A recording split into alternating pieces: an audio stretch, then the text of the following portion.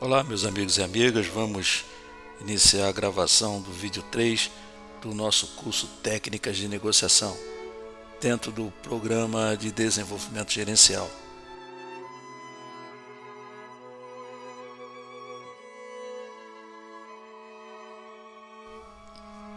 E dando continuidade ao que aprendemos no livro Como Chegar ao Sim, de William Neary e Roger Fisher, eles são os fundadores da Harvard Negotiation Project, vamos estudar os 5 passos para lidar com pessoas difíceis e poucos colaborativas. Depois vamos fazer um debate em grupo.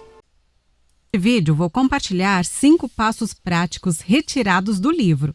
São etapas que você pode aplicar imediatamente, até mesmo com as pessoas mais teimosas ou pouco cooperativas.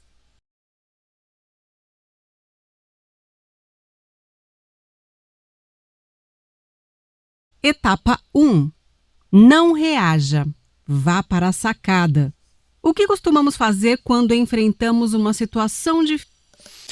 Aqui nessa parte do livro, quando eles dizem dê uma parada e vá para a sacada, é dar uma parada mesmo e sair do cenário e olhar de fora para dentro. Geralmente não pensamos, simplesmente reagimos.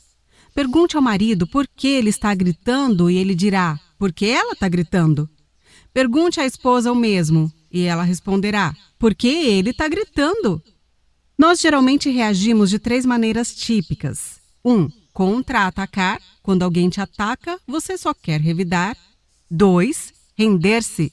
Seu oponente o pressiona tanto que você acaba concordando só para encerrar a situação. 3. Romper. Abandonar a situação, seja se divorciando, pedindo demissão ou cortando relações. Eu acredito que isso é do humano, né? Do ser humano, essas reações, quando a gente começa num processo de reação. E a negociação, muitas vezes, ela começa exatamente com os ataques, né? Na prática, apesar de muitas vezes os ataques serem liminares, mas eles acontecem. E aí a gente tende a ter esses comportamentos que o livro apresenta. Às vezes, ir embora é a escolha certa. No entanto, se isso sempre acontecer, você nunca vai chegar a lugar nenhum. Você vai estar sempre começando do zero. Então, dessas 3 opções, qual é a melhor reação? Nenhuma delas. O autor explica que o primeiro passo em uma negociação difícil é não reaja. Vá para a sacada. Ir para a sacada é uma metáfora para o desapego. Trata-se de criar um distanciamento mental das emoções e reações automáticas. Veja como fazer isso. Encontre uma desculpa rápida e natural para fazer uma pausa, como ir ao banheiro, buscar um café ou sair para tomar um ar fresco. Enquanto estiver na sacada, pergunte a si mesmo: o que eu realmente quero com essa conversa? Qual é o meu objetivo principal? Lembre-se, o objetivo não é vencer a discussão ou provar que o outro está errado, mas alcançar um resultado alinhado aos seus interesses mais profundos. Mas aqui está o ponto. Uma negociação é uma via de mão dupla. Você não pode pensar apenas no que deseja. Você também precisa pensar nos interesses do seu oponente. Por exemplo, seu chefe pode hesitar em aprovar o aumento de orçamento que você sugeriu porque quer que o conselho pense que ele é financeiramente responsável. Ele acha que essa imagem o ajudará a se tornar o presidente da empresa. Então, ao ir para a sacada, avalie com calma o conflito, quase como se fosse um observador externo. Considere os 2 lados e procure uma forma de resolver o problema que beneficie os 2 lados. Eu acredito que aqui nós estamos falando do âmago da negociação, né? Quer dizer, você identificar os interesses do outro, né? Quando você identifica os interesses do outro, a negociação fica muito mais fácil, porque você vai trabalhar a partir dos interesses do outro, moldando os seus interesses. Vejam que a gente, na negociação bem-sucedida, sempre vai falar dessa questão de beneficiar os 2 lados, mas nunca repartir, conforme a gente viu no início. Etapa 2. Fique do lado deles. Ok, você foi para a sacada, se acalmou e descobriu o que realmente quer. Agora é hora de focar no seu oponente. Mas aqui está o ponto. Você não consegue resolver nada se a outra pessoa estiver muito irritada, na defensiva ou chateada demais para ouvir. Portanto, antes mesmo de abordar o problema, você precisa acalmá-la. Mas como? Ficando ao lado dela. Eu entendo. Ficar ao lado deles pode parecer a última coisa que você quer fazer com uma pessoa difícil.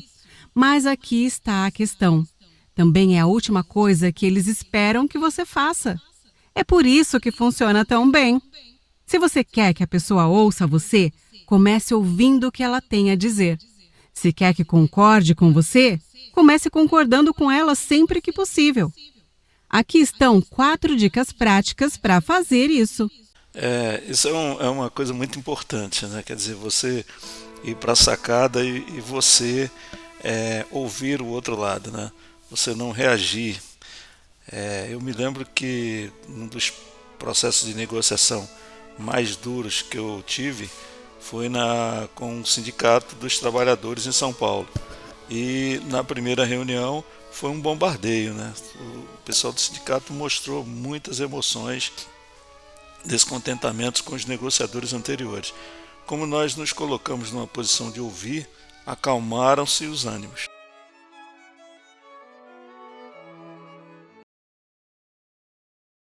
Dica número 1. Apenas ouça. Quando a outra pessoa está chateada, o melhor presente que você pode dar é a sua atenção. Não interrompa, mesmo que ache que ela está errada ou sendo irracional.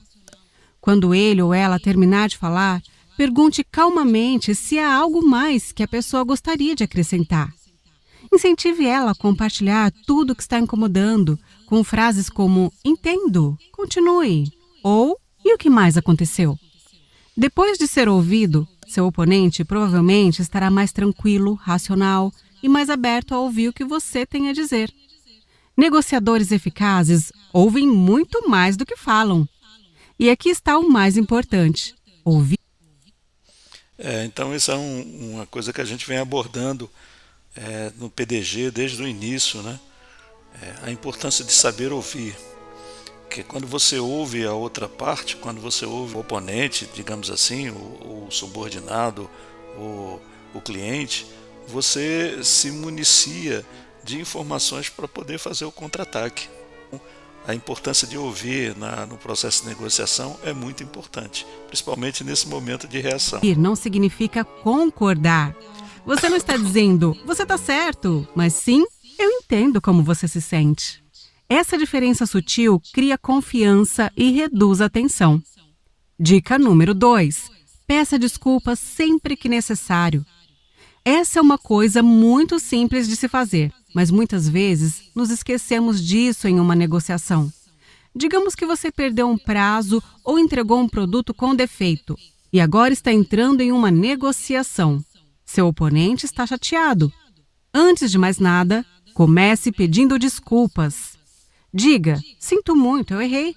Sem um pedido de desculpas, a negatividade vai continuar por ali. Naquele exemplo que eu estava dando aqui da negociação com o Sindicato dos Trabalhadores, depois que eles desabafaram o máximo, eu era o negociador, né, e tinha um advogado me ajudando. Eu simplesmente pedi desculpa. Falei, gente, os negociadores anteriores, que nem estão mais aqui na empresa, pelo que vocês estão relatando, eles se exaltaram, eu não consigo entender como é que você vem para uma negociação com a estratégia de perde-perde. Então, desculpem, é o mínimo que eu posso fazer. Isso também ajudou muito a criar uma liga entre nós e os 4 representantes do sindicato.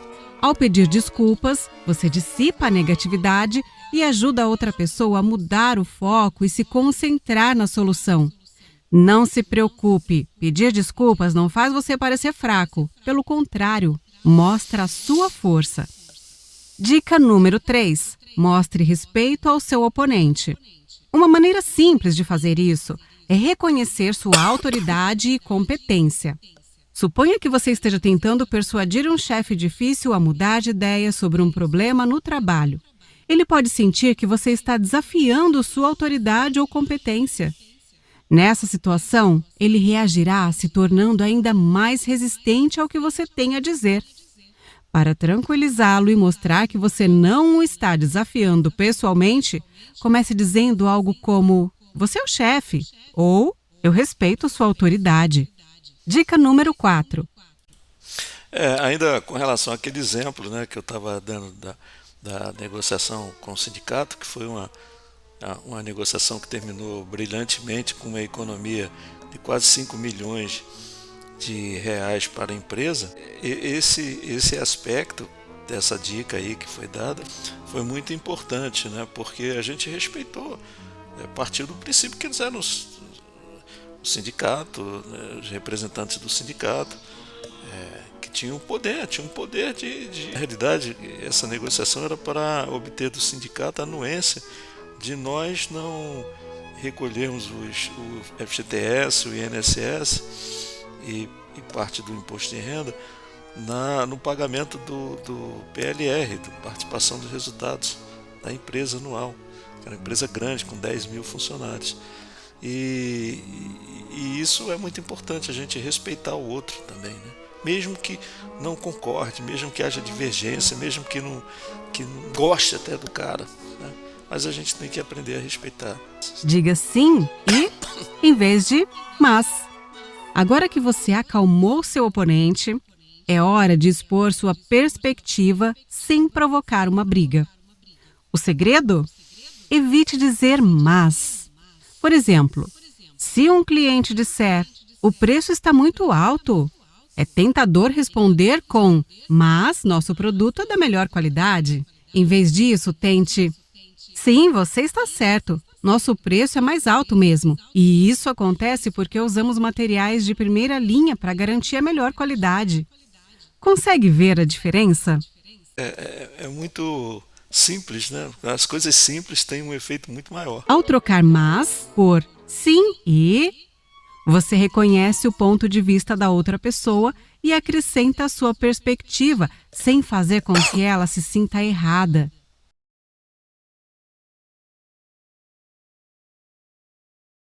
Nessa etapa aqui do nosso curso de técnicas de negociação, a gente aprendeu como lidar com pessoas difíceis na negociação. Ou até, eu diria, nem só lidar com pessoas difíceis, lidar durante a negociação, né? Claro que as pessoas difíceis exigem muito mais a nossa capacidade de não reagir, ir para a sacada e olha a situação como observador externo. Esse é o primeiro grande aprendizado que o livro nos traz. Não contra-atacar, não romper ou render-se. Não adianta, não tem que ter tranquilidade nessa hora. Negociação é uma via de mão dupla. Procure benefício para os dois lados, sempre. Fique ao lado do oponente e não ao contrário. Se aproxime. Não adianta criar uma barreira enorme. Procure acalmá-lo e jamais deixá-lo irritado. Tem gente que vai para a negociação querendo briga. Não é a solução, gente. Ouvir mais do que falar é um jeito eficaz. Isso toda hora a gente está falando, né? Mas a gente tem uma dificuldade muito grande de aceitar isso. E ouvir não significa concordar. Pedir desculpas é uma forma brilhante de mostrar respeito ao oponente. E também entender o lado do outro, né? Por que o cara está ali negociando com você? Se é o cliente, a peça mais importante do negócio. Se é externo, por que ele está ali? É um sindicato? É uma autoridade? É sei lá, enfim, é um fornecedor. E use o sim ao invés do mas. O que a gente aprende nessa parte do livro são essas dicas, né, do processo de negociação. Agora eu gostaria de ouvir vocês, gostaria que vocês trouxessem exemplos e que a gente debatesse sobre isso. Vamos fazer isso, gente?